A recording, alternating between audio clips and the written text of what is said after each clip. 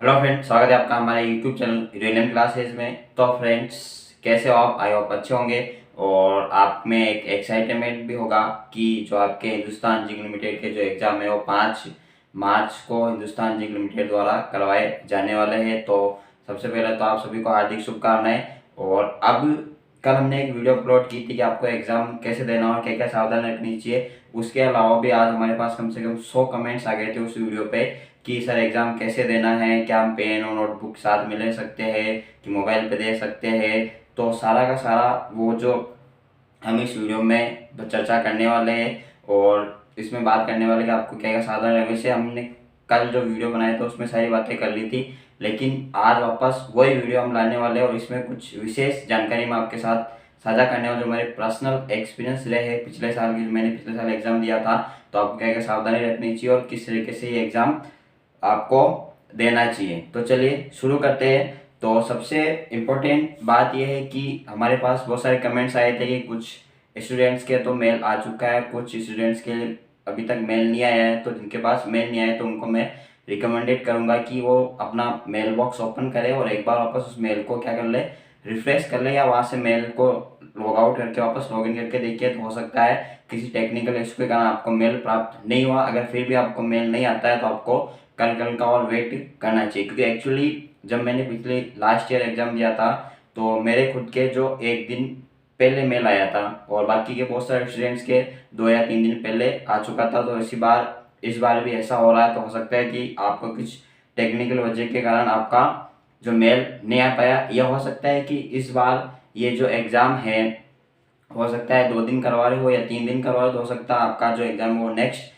Period में Hindustan zinc limited द्वारा conduct करवाया जाए। तो आपको चिंता करने की आवश्यकता नहीं है। अगर आपने फॉर्म फिल किया है और आपका फॉर्म सक्सेसफुली सबमिटेड हुआ है तो आपको मेल निश्चित रूप से आएगा। तो आप इस बात की चिंता न करें कि आपके पास मेल नहीं आया। और जिनको मेल आ गया है तो हम इस वीडियो में चर्चा करने वाले आपको क्या क्या सावधानी रखनी चाहिए।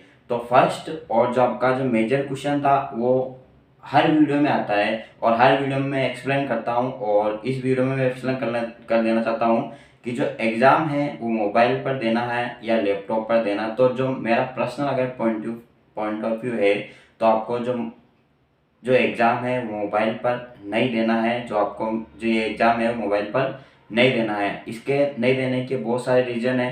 पहला रीज़न ये हो सकता है कि जो आपका मोबाइल है उस पर आपको जो आपकी स्क्रीन है, जो टेस्ट है वो पूरी तरीके से दिखेगा नहीं।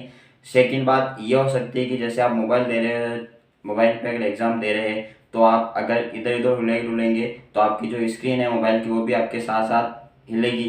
तो हो सकता है कि हिलने के कारण आप उस टेस्ट से आउट हो सकते हैं। तो इसमें ऐसा कुछ भी नहीं है। जैसे आपके साथ 90 मिनट का एग्ज़ाम होने वाला है और आप 90 मिनट एग्ज़ाम दे रहे हो, लास्ट के मान लीजिए आप 85 मिनट में अगर आपसे कुछ भी गलती हो जाती है तो उसी टाइम आप इस एग्ज़ाम से आउट होने वाले हो। तो ये जो साफ स्पष्ट लिखा हुआ है मेल में, आपके पास मेल आ गया है तो आप उसे अच्छे से पढ़ सकते हैं। अब नेक्स्ट बात करते हैं कि जो ये तो क्लियर हो गया कि आपको एग्ज़ाम है जो मोबाइल से नहीं देना है, आप लैपटॉप से दे सकते हैं, पीसी से दे सकते हैं।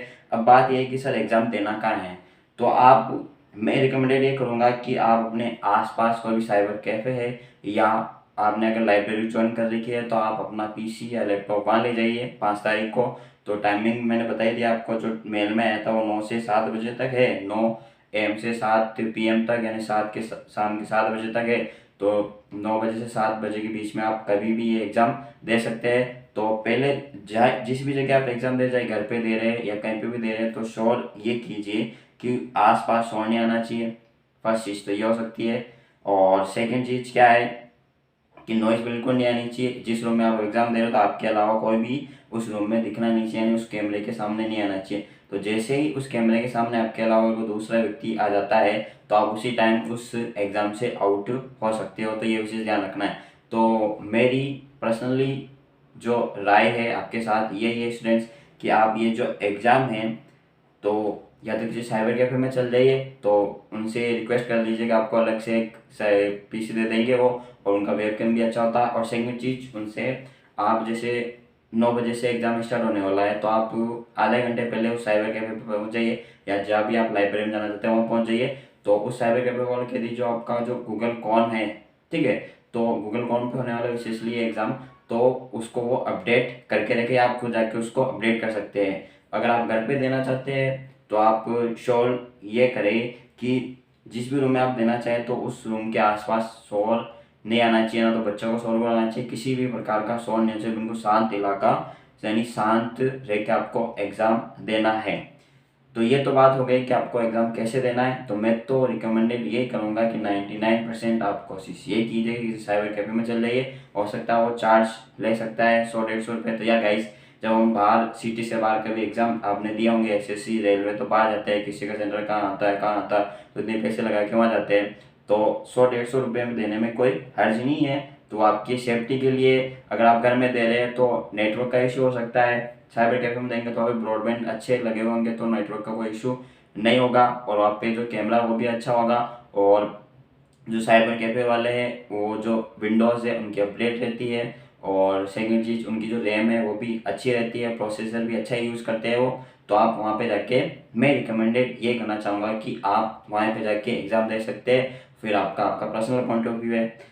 चलिए अब बात करते हैं कि जो आईडी है और वो पासवर्ड है वो क्या रहने वाला है। तो आपकी इसके बारे में बिल्कुल चिंता नहीं करने वाली है। आपको या तो आप घर पे दे रहे हो, कहीं भी एग्जाम दे रहे हो, तो आपके साथ आधार कार्ड होना चाहिए, क्योंकि जब तक आप आधार कार्ड उस कैमरे के सामने ऐसे शो नहीं करोगे आपके आधार कार्ड नंबर, तो आपका जो है टेस्ट ओपन नहीं होने वाला है। तो पहले आपको क्या करना है, जैसे हम इसके बारे में नेक्स्ट वीडियो में चर्चा करेंगे कि आपको किस तरह से जो है एग्ज़ाम में लॉगिन होना है। तो आपको आधार कार्ड अपने साथ लेके जाना है, क्योंकि एक बार आप एग्ज़ाम के सामने बैठने के बाद वापस उठ नहीं सकते, 90 मिनट तक आपको वहीं पे बैठा रहना है एक जगह पर। तो आपका जो भी पानी की बोतल है वो अपने साथ में लेके रखें। अब सेकंड चीज़ जो बड़ा क्वेश्चन था कि जो पेन और रफ शीट आप साथ में लेकर बैठ सकते हैं या नहीं बैठ सकते, तो मैं तो आपको ये रिकमेंड करूँगा कि आप किसी भी प्रकार का पेन और रफ शीट साथ में लेकर नहीं बैठें। कारण क्या है? फर्स्ट चीज़ कारण ये है कि जो आपके ये इसमें है, अगर आप पेन और रफ शीट साथ में लेकर बैठेंगे तो हो सकता है आप इधर उधर हिले डुले, या उनको रफ शीट अगर पूरा जैसे मैं आपको दिख रहा हूँ इस वीडियो के माध्यम से, तो वैसा आपको सेम टू सेम आपका पूरी बॉडी उनके सामने दिखी हुई रहनी चाहिए, आपका आई कांटेक्ट बिल्कुल कैमरे के सामने होना चाहिए। तो हो सकता है कि ये आपके लिए सही नहीं हो सकता है। तो जो मैंने पिछले साल एग्ज़ाम दिया था इसका, हिंदुस्तान जिंक लिमिटेड का, तो मेरा पर्सनल एक्सपीरियंस ये है कि अगर आप एसएससी की तैयारी कर रहे हैं या बैंकिंग की तैयारी कर रहे हैं, किसी भी कंपटीशन के एग्ज़ाम की तैयारी कर रहे हैं, तो इसमें आपके 90 क्वेश्चन होने वाले हैं। लास्ट ईयर 90 क्वेश्चन आए थे, तो हो सकता है इस बार भी 90 क्वेश्चन आने वाले हैं। 20 मैथमेटिक्स के हो सकते हैं, 20 रीजनिंग के हो सकते हैं, आपके 20 इंग्लिश के हो सकते हैं, और 20 जनरल साइंस के हो सकते हैं, जनरल जीके के हो सकते हैं। तो इंग्लिश और जीके में तो आपको रफ शीट की आवश्यकता नहीं पड़ेगी। रही बात मैथमेटिक्स और रीजनिंग की, तो क्वेश्चन ऐसे आने वाले, बिल्कुल इजी क्वेश्चन आने वाले मैथ और रीजनिंग के। जीके की मैं नहीं कह सकता, जीके में करंट आती है, और हिंदुस्तान जिंक लिमिटेड के जो भी प्लांट है उन्होंने क्या क्या योजनाएं चला रखी, बहुत सारी चीज़ें, ज़्यादा अधिकतर आपको हिंदुस्तान जिंक पे फोकस करना है। अब मैथ और रीजनिंग के सवाल ऐसे कि बिना पेन और नोटबुक के आराम से उसको सॉल्व कर सकते हैं, नॉर्मली क्वेश्चन आते हैं। तो पहला मेरा रिकमेंडेड ये रहेगा कि आप नोटबुक और पेन साथ में लेके ना बैठे। चलिए अब बात करते हैं कि बहुत सा आपका जो सबसे बड़ा डाउट था कि सर इसमें नेगेटिव मार्किंग होने वाली है या नहीं होने वाली है। तो पिछले साल भी इनका कोई ऐसा करिकुलम नहीं था, यानी इसमें कोई पारदर्शिता नहीं दिखाई गई थी। जब टेस्ट ओपन हुआ था तो उसमें कहीं पे भी नहीं लिखा होगा नेगेटिव मार्किंग होगी या नहीं होगी। तो इस बार हम कह नहीं सकते कि नेगेटिव मार्किंग है या नहीं है। बस इतना आइडिया ये लगा सकते हैं कि आप क्वेश्चन वही अटेम्प्ट करें, हो सकता है नेगेटिव मार्किंग हो, तो क्वेश्चन वही अटेम्प्ट करें कि जिससे आपका सिलेक्शन हो जाए। अब सिलेक्शन की बात करते हैं तो कितने मार्क्स पे हो सकता है सिलेक्शन? तो सिलेक्शन लगभग आप 90 में से अगर 80-85 क्वेश्चन अटेम्प्ट कर लेते हैं सही से बिल्कुल राइट, तो आपका सिलेक्शन शॉर्ट समझ लीजिए, क्योंकि इसमें कंपटीशन भी बढ़ने वाला है। क्योंकि जो आपके साथ बैठने वाले वो बीएससी के स्टूडेंट होने वाले हैं और बीकॉम के स्टूडेंट होने वाले हैं। तो आई होप कि उनकी इंग्लिश तो अच्छी होती है, और बाकी बहुत सारे जो कंपटीशन है वो धीरे धीरे बढ़ता जा रहा है। जैसे लास्ट ईयर में कंपटीशन था, तो उससे कई गुना कंपटीशन इस साल बढ़ने वाला है। अब बात करने वाले हैं हम कि आपको एग्ज़ाम पे लॉगिन कैसे होना है।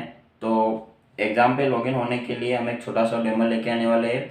तो इस वीडियो के डिस्क्रिप्शन में हम उसका लिंक डाल देंगे, तो आप वहाँ पे जाके देख सकते हैं आपको एग्ज़ाम पे लॉगिन कैसे होना है और एग्ज़ाम किस तरीके से आपको देना है। आई होप गाइस आपको ये वीडियो पसंद आया होगा। कमेंट करके जो आपकी जो भी क्वायरीज है तो मैंने कोशिश की है कि आपकी क्वेरीज पूरी करने की। आपके सारे क्वेश्चन मैंने लिखे थे और आपके आई होप कि आपके सारे डाउट क्लियर हो गए होंगे। एक बार मैं फिर रिकमेंड करना चाहूँगा कि आप किसी साइबर कैफ़े या लाइब्रेरी में जाके इस एग्ज़ाम को दीजिएगा प्लीज़, क्योंकि अगर आप घर पे देंगे तो हो सकता है कि आपका जो एग्ज़ाम है आउट होने के ज़्यादा चांसेस रहते हैं। क्योंकि घर में आप ये नहीं हो सकता है कि मान लो कोई गेस्ट भी आ गया है, उसको पता नहीं आप अंदर एग्जाम दे रहे हो और बाहर से किसी ने आवाज़ लगा ली, तो बहुत सारे रीज़न हो सकते हैं घर पे। तो हो सकता है या तो आप किसी बिल्कुल ऐसे घर चूज़ कर लीजिए जहाँ पे कोई रहता ही नहीं है, ठीक है, या खाली बिल्कुल रूम ले लीजिए, वहाँ पर जाके एग्जाम दीजिए। तो सबसे बेस्ट गाइड ये होता है कि आप किसी भी साइबर कैफे में चल जाइए, वहाँ से उनसे कीजिए मेरे को अलग पीसी चाहिए, तो पीसी लेके अलग किसी भी रूम में चल जाइए और वहाँ पे आप आराम से एग्ज़ाम दे सकते हैं। तो फ्रेंड्स, कमेंट करके बताइए हमारी वीडियो कैसे पसंद आया, क्या आपको हमारे इस वीडियो से हेल्प मिली, तो कमेंट करके जरूर बताइए और वीडियो को अधिक से अधिक शेयर कीजिए ताकि जिनका भी एग्जाम 5 तारीख को होने वाला है तो उनको लाभ प्राप्त हो सके। और नेक्स्ट वीडियो में हम बात करेंगे कि आपको किस तरह एक छोटा सा डेमो लेके आने वाले हम 2 या 3 मिनट का, तो उसमें हम आपके सारे डाउट्स क्लियर हो जाएंगे कि कैसे आपको लॉगिन करना है, क्या क्या इंस्ट्रक्शन फॉलो करना है। Thank you so much.